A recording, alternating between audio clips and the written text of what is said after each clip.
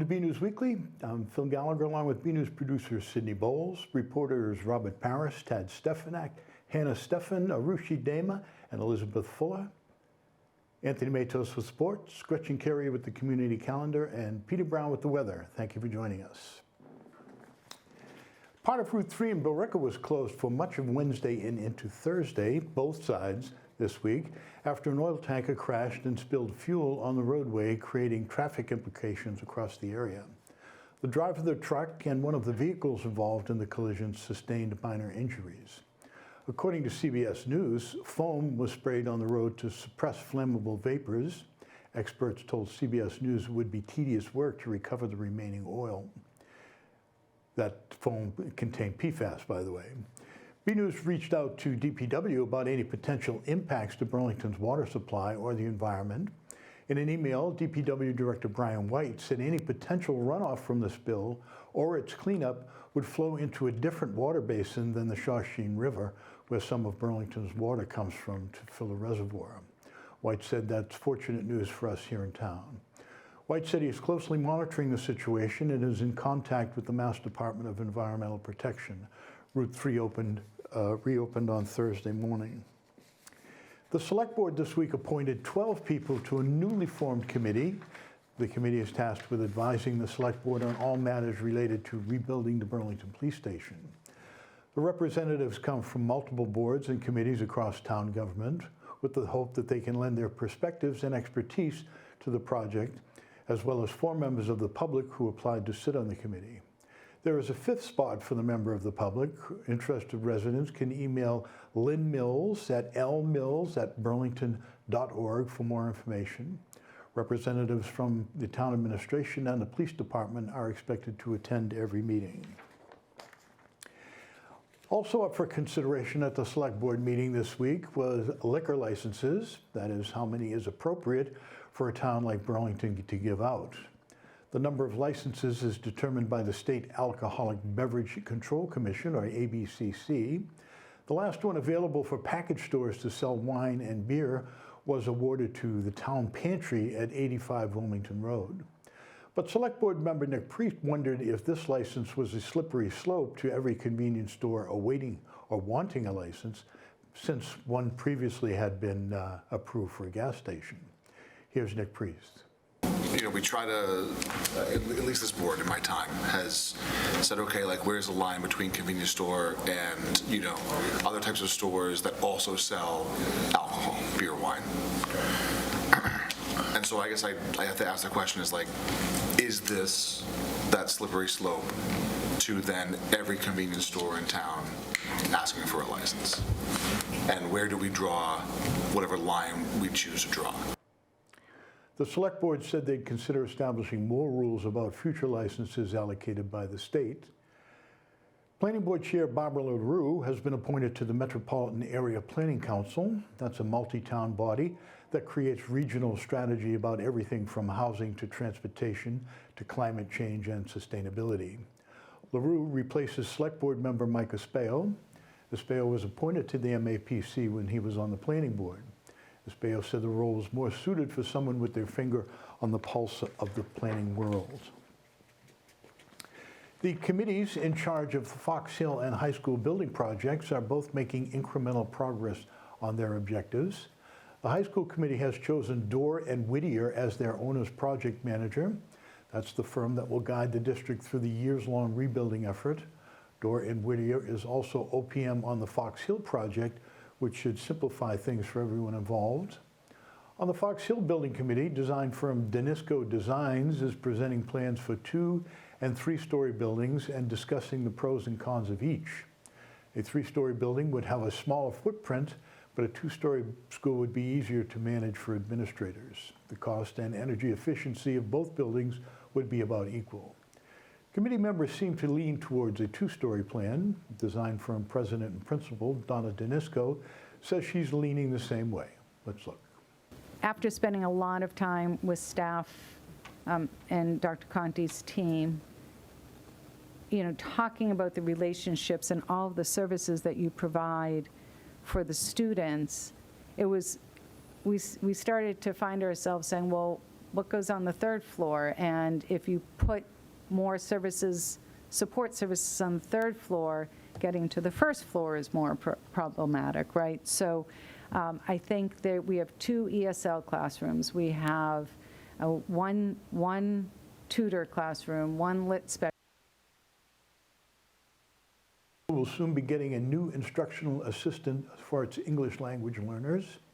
That's because the high school has about twice as many English language learner students as last year, and many of them have limited or interrupted formal education, meaning they need a lot of support to catch up. The new position's salary is expected to come from the district's existing salary budget.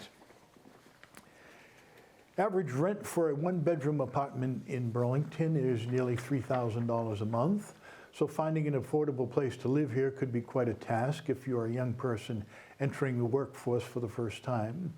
A grant from the Federal Department of Housing and Urban Development is helping Burlington support young people experiencing and at risk of homelessness. BNEWS producer Sydney Bowles has more. In an office in Burlington's Youth and Family Services building, Kathy Torres Ipariguir is working on finding housing for a young person in need. This is someone who has been struggling and who cannot find an apartment just because, again, she doesn't have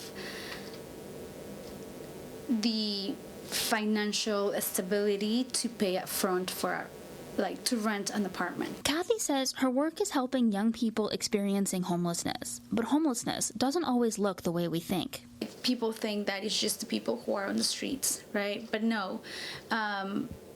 If you don't have a stable place to stay or like a place to call home, then you're homeless. Young people, they will not probably be on the streets because they might have a support, the high school, let's say, or they would be going from friends to friends' houses, or sleeping at a couch, or if they have a car, sleeping in their car. They are also called homeless. The grant, offered through the Federal Department of Housing and Urban Development, will allow Burlington to help people aged 17 to 24 pay their rent while offering career and life support services. This program will provide the support for up to 2 years with the goal of you being able to support yourself after. So if you have a job, we're also going to work with your income. So we want to help, but we don't want you to be dependent on us or on anyone else. We want you to be on your own with the right supports. If you or someone you know could benefit from YFS support, call or email at these addresses. For BNEWS Weekly, I'm Sydney Bowles. The Herb Chambers Kia dealership in Burlington is hoping to expand its footprint on Cambridge Street, and it needs town meeting approval to do so. In their first attempt at September's town meeting, they received last-minute pushback from nearby residents.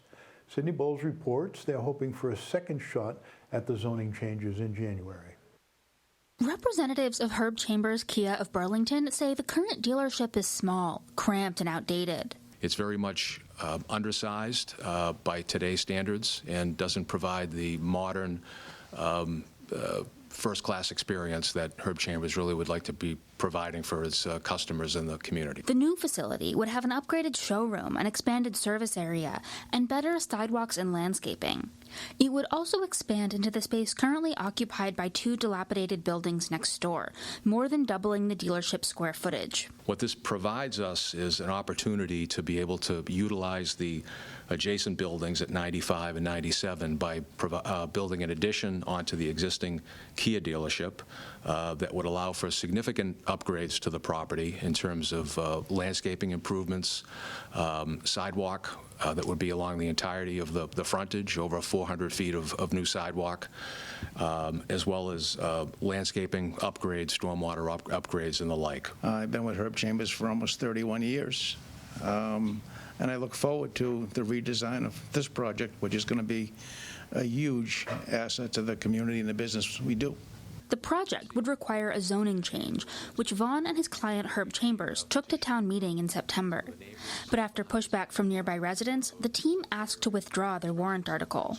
Sharon Lohr lives directly behind the dealership and spoke against the project. We agree with the planning director's assessment that the rezoning would add to traffic and to the expansion. It's not pleasant to look at, and it's more of the industrial nature.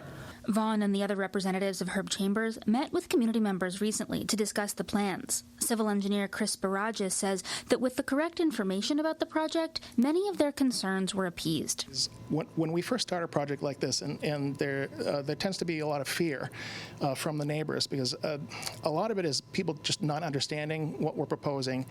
One neighbor might go out to other neighbors and express their concerns, and next thing you know, those rumors start to spread and that sort of thing. So my favorite part of this job is that very first public hearing when we're in front of the planning board for site plan review, when we finally get a chance to explain what we're actually trying to do, and the look in people's eyes and faces and those conversations that we have after the meeting, after our initial presentation, is very satisfying to me, because we just kind of cut through all of the nonsense and we're just fact finders, and we present our facts. The team hopes to reintroduce its warrant articles at January's town meeting. For BNEWS Weekly, I'm Sydney Bowles. The zoning change requires a 2/3 vote of town meeting. It was clear skies and quiet gratitude last weekend as Burlington celebrated Veterans Day on the town common. Here's Robert Paris with more.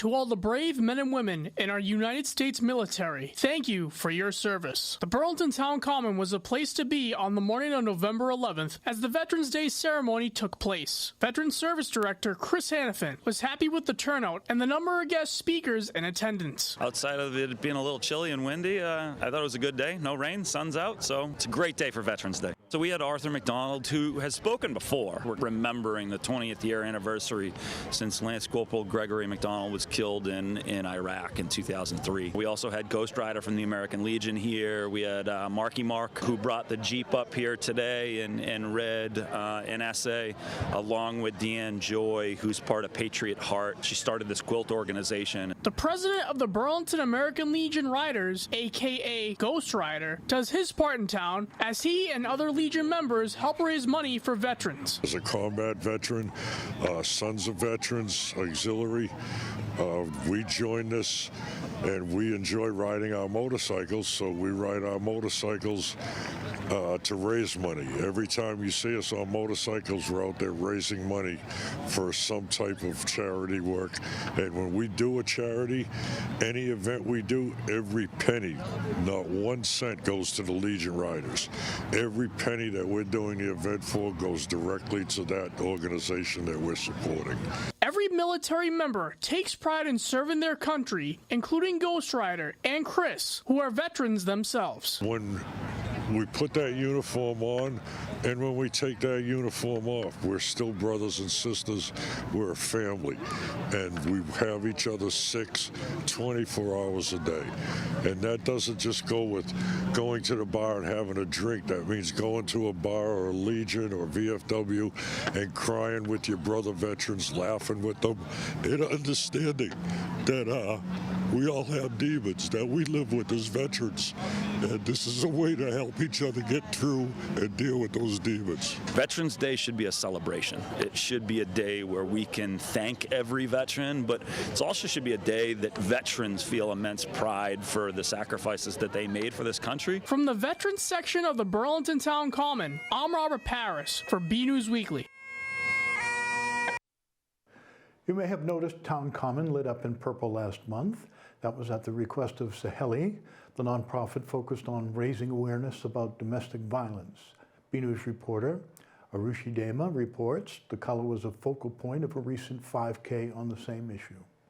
October is Domestic Violence Awareness Month, and Saheli Boston returned to Burlington on Saturday, October 28th, and invited members of the community to join them on their annual 5K walk, increasing awareness for domestic violence. Senior Manager Dibali Gulati describes the mission of Saheli and the importance of informing the public about such a serious, life-threatening issue. This is all to bring awareness and to stand up and to break the cycle of abuse and give hope to survivors who have been affected by by domestic violence. The nonprofit organization wore purple as a symbol of hope for victims of domestic violence, and 120 community members gathered to walk alongside the good people of Saheli. We are thrilled. The weather is gorgeous. We never thought that on October 28th it will be so nice, so we are thrilled and we are hoping a big turnout and a sea of purple. Dipali Gulati also talks about why Saheli chooses to walk to spread awareness and how to bring together a large group. Walk is something that the community comes together.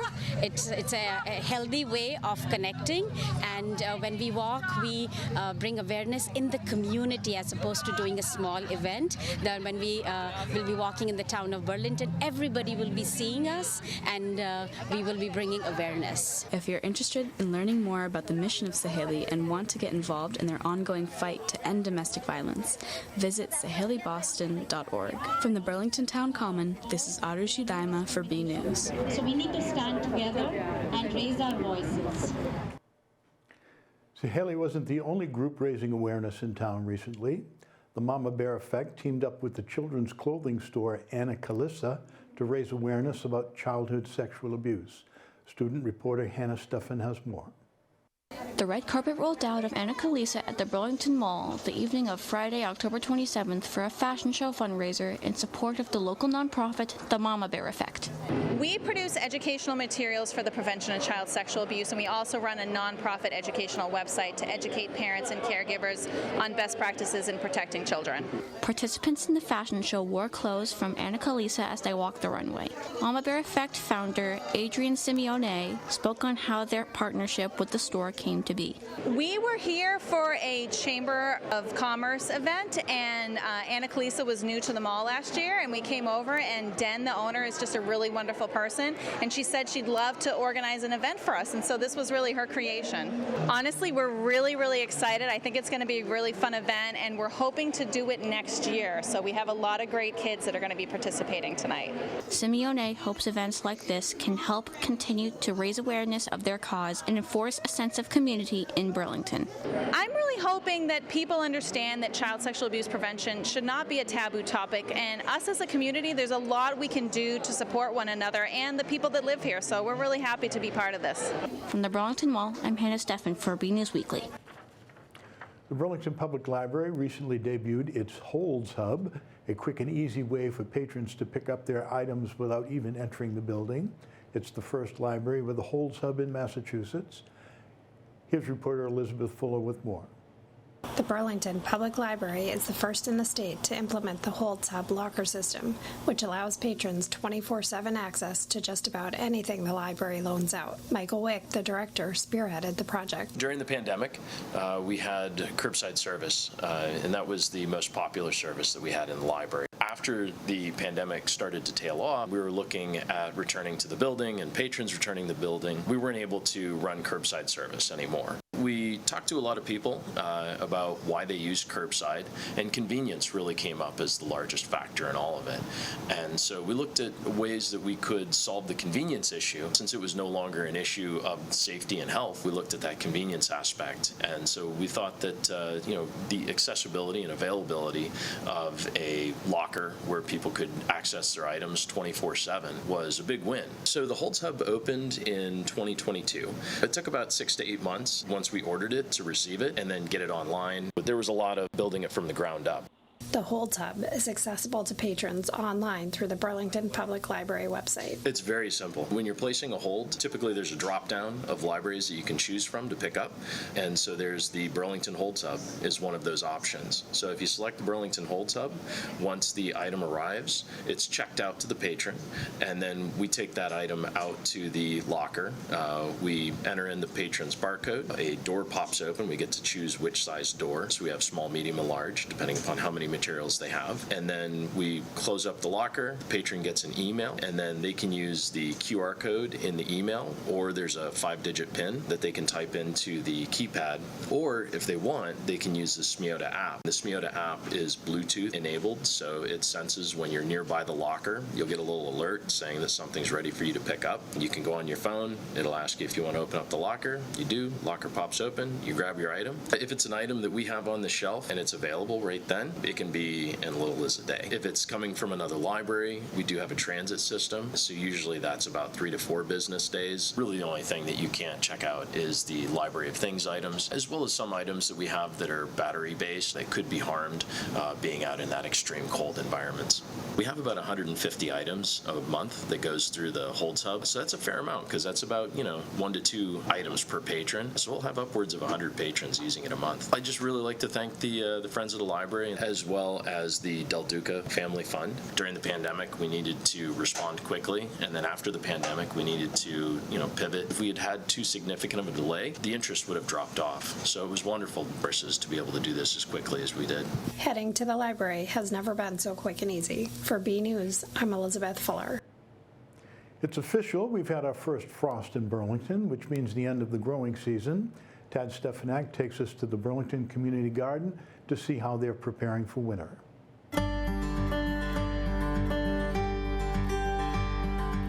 Well, this has been one crazy summer. Even now, the end of October, but we still have to shut down for the season. We need to get everything put away, all the tools, all the equipment, clean up the beds as best we can so that the bad guys don't overwinter and have families during the winter. So essentially everything we do today is preparing us for next spring.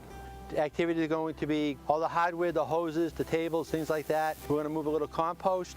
We're going to cut back a lot of the herbaceous perennials, and we're going to move some patio blocks around the base of the shed so that woodchucks and rabbits don't move in. The garlic was planted 2 weeks ago, and it's already coming up. We need to rake up the pine needles, and we're going to put 2 inches of pine needles on top of each of those garlic beds, and then we're going to put 2 inches of compost around the grapevine.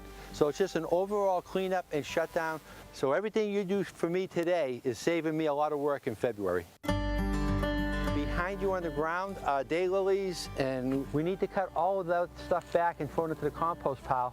What you don't want during the winter is all your dead plants. You don't want them to stay in place during the winter because they'll die, they'll sit there. Underneath all that dead plant matter, it's still hot. So the bad guys will move in under that, they'll mate and produce more bad guys in the spring. So what we do is we cut everything back now and clean it up. So essentially, when you're done in your yard and when we're done here, it's going to look like we're ready to plant in the spring. I mean, sure are thankful for these people coming out today. We got the hoses put away, we got the hardware put away, we got the shed organized, we got all the herbaceous perennials cut down, we got the garlic mulch. Awesome. Thank you, thank you, thank you, Similar Web.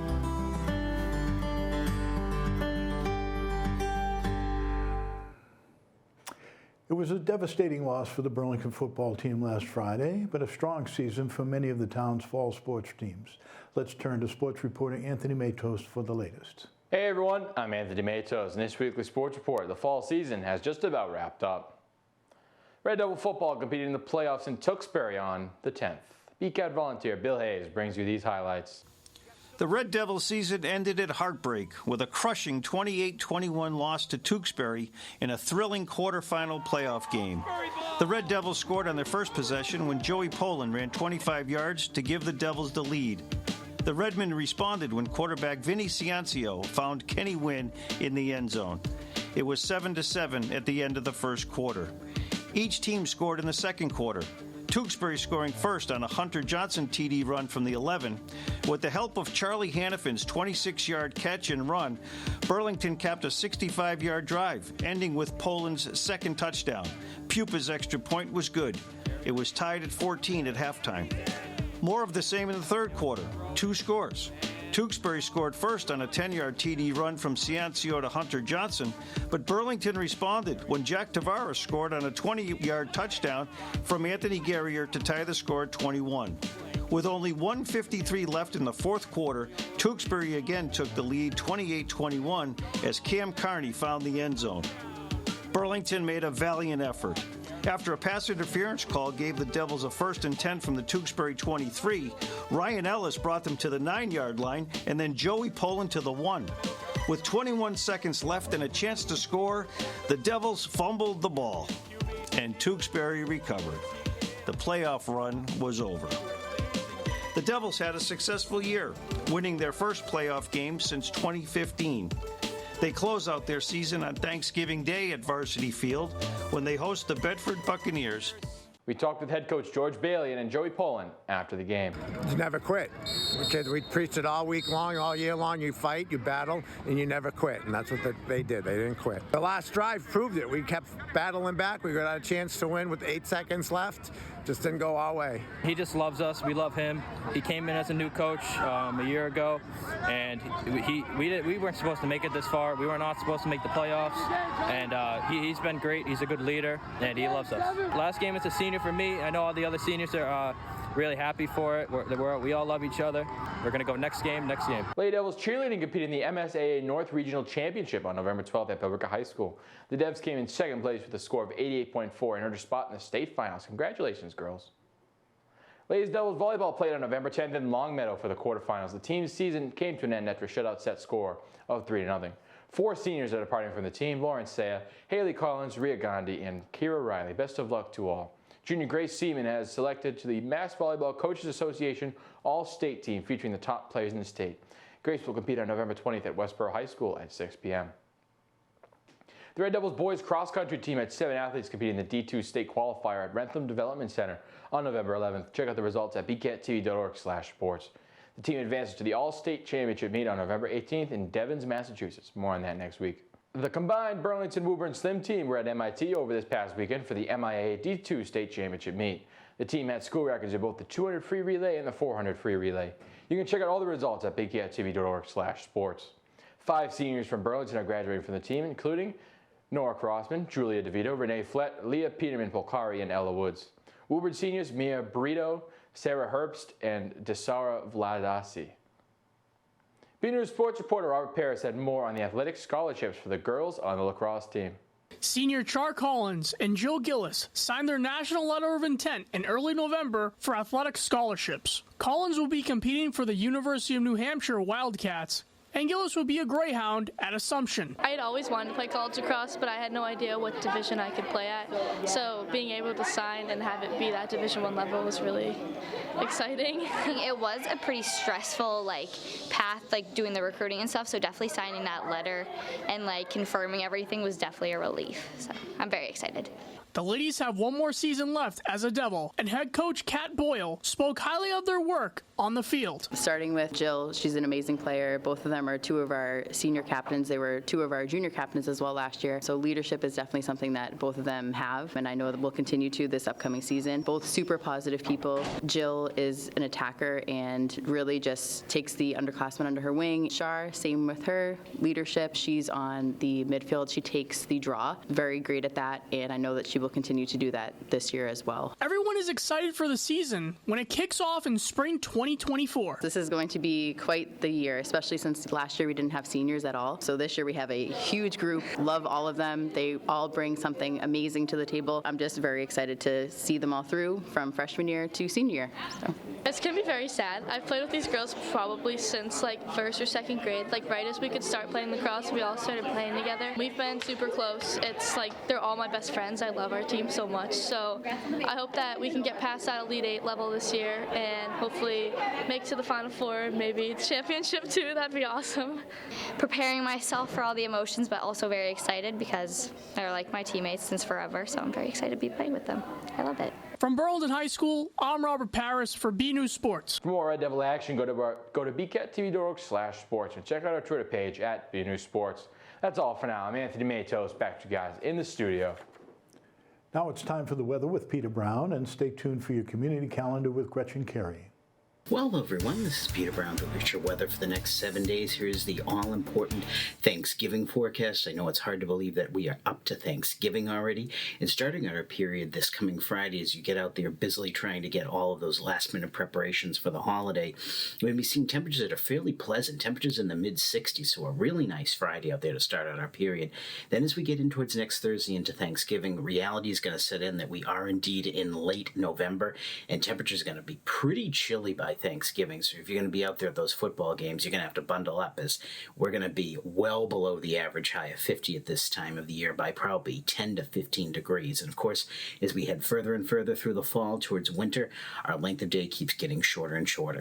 So as we go ahead, let's take a look at the Climate Prediction Center is calling for us in terms of temperatures and precipitation for the next 2 weeks or so. Now, looking at our temperature map, they're expecting us to have above average temperatures. I'm not really seeing that other than really Friday and the start of our weekend coming up. Temperatures are going to be pretty warm then, but then the temperatures are really going to cool off next week, especially as we get into the later portions of next week. Might get a little bit warmer as you're heading back from your Thanksgiving festivities next weekend, but we're going to have to keep an eye on that. Looking at our precipitation chances, looks like almost all of the country is expecting to see above average precipitation. So as we go ahead, let's take a look at that all-important 7-day forecast coming up. And again, starting out on Friday, we're going to be seeing some sun and clouds, temperatures very mild out there in the mid-60s. Then we have a pretty robust rainstorm coming in here with some high winds on Saturday. Temperatures starting off in the high 50s early in the day and then cooling off as we go through the latter portions of Saturday. Sunday, the sun comes back out, cool temperatures again down in the upper 40s. Then we get some really chilly weather as we start out the work week. Temperatures struggling to get past 40. And then as we get into Wednesday, the all-important travel day, looks like it's going to be kind of messy out there. We may see a weak disturbance passing us by, bringing a mix of rain and snow to the area, and temperatures only in the mid-30s, so really chilly. And if you're going out to any of those football games on Thanksgiving morning, looks like it's going to be very cold, just starting out probably around 20 and then only getting up into the upper 30s. So everyone, get out there, enjoy the weather, have a great week, and happy Thanksgiving. Hi, and welcome to the Burlington Brief. I'm your host, Sydney Bowles. And I'm your other host, Sarah Eshelman. We're here to bring you a no-nonsense, maybe a little nonsense, guide to what's happening in Burlington, from major capital projects to schools to business and society. Tune in every week for fresh interviews with people at the center of local news and conversations between two journalists who know what's up. So subscribe to the Burlington Brief to make sure you don't miss a single thing and get the best of local news delivered right to your ears.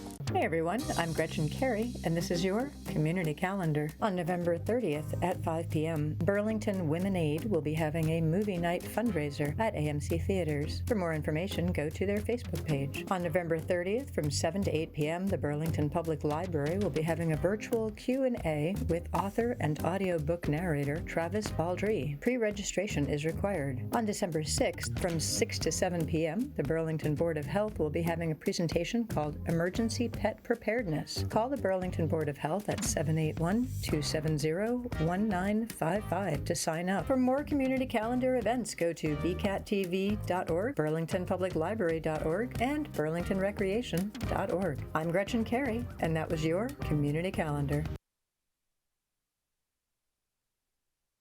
Sent in by a member of the community. This week's image comes from Linda McNamee, who says, "Rapping with the Raptors." A red-tailed hawk decided to visit the Science Center's resident owl this afternoon. Looks like the two birds of prey were having a little chat, perhaps about which one was going to be lunch. Thank you, Linda. If you have a photo you'd like to see featured here, email it to us at bcat@bcattv.org with the subject line Photo of the Week. That's our program for this week. We'll be taking next week off for Thanksgiving, so we'll see you back here on December 1st. In the meantime, if you're looking for a way to celebrate Thanksgiving, the Burlington Interfaith Clergy Association invites you to the Interfaith Thanksgiving service. It's set to be held at the United Church of Christ, Monday, November 20th at 7 p.m. I'm Phil Gallagher. That's it for this week. Thank you for joining us.